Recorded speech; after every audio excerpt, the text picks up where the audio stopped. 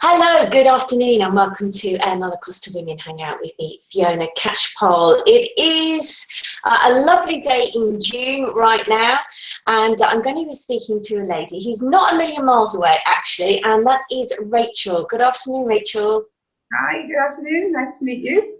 Hi. Now, tell us, whereabouts are you in Spain? We're in San Pedro, very close to the beach, and walking distance to the pub. So that suits us. Okay, that's the sort of information a Costa woman needs to be aware of. Okay, and San Pedro is Marbella, isn't it? Costa del Sol, just for the ladies up in Barcelona or anywhere else in Spain that is listening. Yeah, Marbella. And how did you come to be in this part of Spain? Because you don't sound Spanish, with all due respect. No, I'm not. I wish I could speak it better. We have a holiday home out here, and my husband and I came out for probably 10, 15 years. The holiday home was in San Pedro. And it was always his, perhaps more than mine, agenda to move out here when he retired. And my husband's older than me, so we're out here now. I must say maybe he had the right idea. Okay. And when did you first come across Costa Women? I probably came across Costa Women. I've been here 3.5 years, and I think in the first 6 months I was quite eager to join lots of groups. So I actually heard about Costa Women through the Internations group that I joined. So I joined a lot of groups because I thought it was important for me professionally, but also sort of emotionally, because, you know, I've always had a lot of friends and female friends, you know, all of that. So yeah, it's been great. It's been great for that. I think all of the groups are really helpful for helping you do that first integration part, especially. Yeah, what was been the biggest learning curve for you moving over to Spain? I presume from the UK. I think, well, I worked full time. I used to leave the house at 7 and come home at 7. So it's taken quite some time to appreciate not working. And I do still work, but not like I did before. And you know, now I can enjoy a day and not feel guilty and do other things. Yeah, so I think that's been a learning curve. Okay, that's really interesting. So you do some work currently though, but like you say, not as much as you used to do back in the UK. So tell us a little bit about it. What does Rachel do in general? I am a respiratory physiotherapist. So that means... So that's breathing, yeah? Yeah, exactly. So I look after people primarily with lung problems, but also with cardiac problems. So things like after cardiac surgery, after lung surgery, I might give them exercise. Somebody I'm treating at the moment is having treatment for lung cancer. And so I'm trying to help her, you know, maintain her muscle strength during the treatment phase. I also see one of my speciality probably is COPD, which is, we know it more commonly as emphysema. I have just been teaching a term of, well, two and a half terms of A-level biology, and we affectionately call it copter. Yeah, copter, yeah. It's one of our favourites. Yeah, copter, you're right, copter, yeah. Yeah, I know. I mean, in England, I was clinical lead for pulmonary rehab services and also associate professor at the university. And COPD was my area, and pulmonary rehab. Have you come across that? Exercise for people with lung disease. Oh no, not with lung disease, but funny enough, when I was a child, I developed some sort of habit of holding in my tummy, and I had to go for physio to stop me. Oh, interesting. Yeah. And breathe properly, yeah. And ultimately, I ended up learning how to play the flute and things like that. But I had a collapsed lung at one point because I was spinning around in our back room and hit the concrete floor and something just caught the lung. So yeah, I'm familiar with some of the things that you're saying. Yeah, which is really nice actually, because so many people know what physiotherapy is, but they're not aware of respiratory physiotherapy. And the other sorts of things that we do, or I do, is help people with anxiety and panic attacks, asthma, bronchiectasis, help cystic fibrosis, helping people clear their lungs. So yeah, it's all about lungs and better breathing. Okay. I wish I'd known. I wish I'd interviewed you before.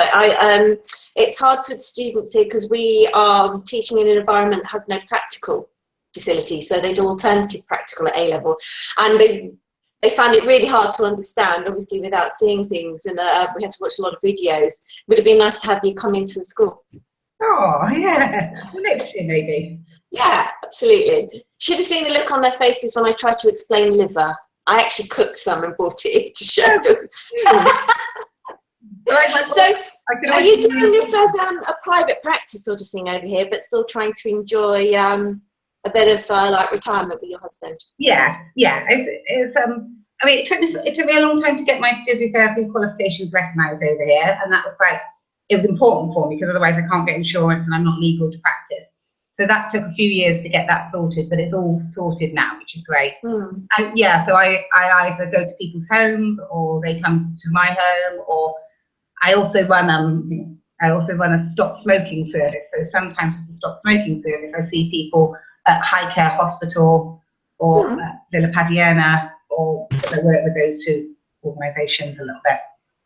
That's interesting you said about your qualifications, because the lady I spoke to one of the previous times said she had something, took some time to get hers recognised as well. Maybe it's something, I'll put you in contact and see if you could pop something on the Costa Women website so other people can benefit from your experience if they have a similar issue. Yeah, absolutely, that's fine, yeah. Yeah. And how are you generating your clients? Is it through networking with like Costa Women, or? Yeah. I think the network, I've got brochures and cards, and I am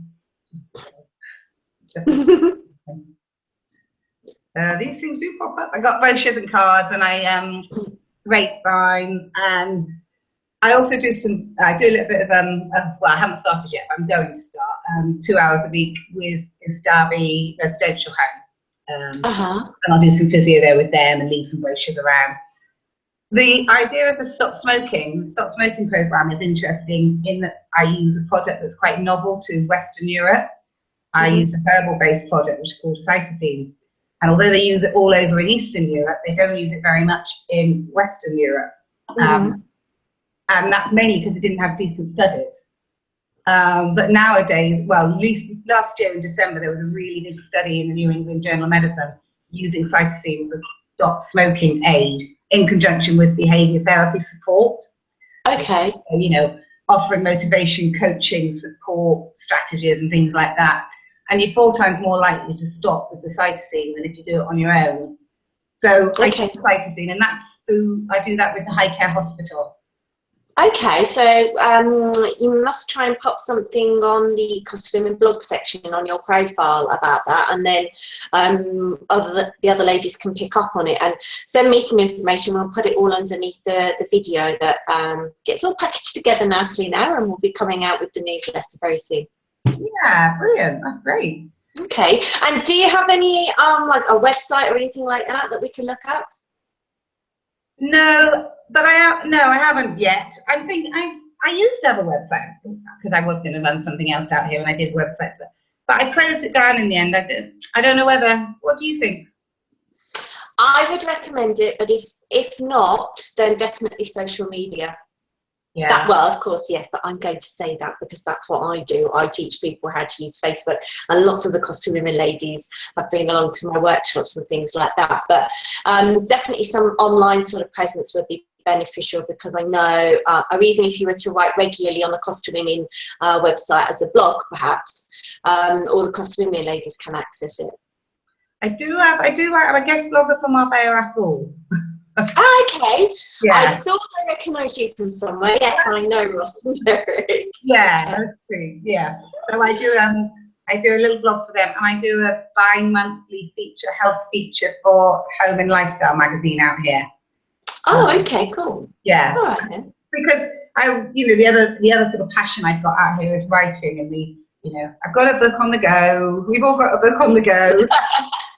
There's lots of ladies out there that can help you with that, because we have some incredible authors in the Costa Women network. So, put something on Facebook, and I'm sure they'll all get in touch with you to put you in the right direction.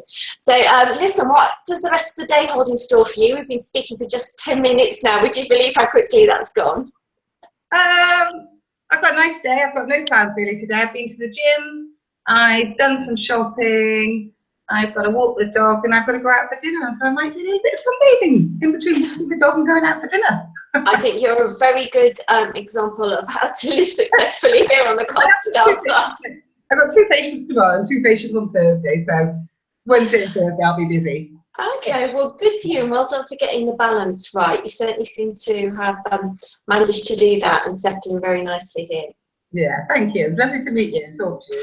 All right, then. Speak to you very soon, Rachel, and we look forward to hearing more about what you're doing and all the blogging and things that you're doing. Right. Okay. Thank you very much. Bye bye.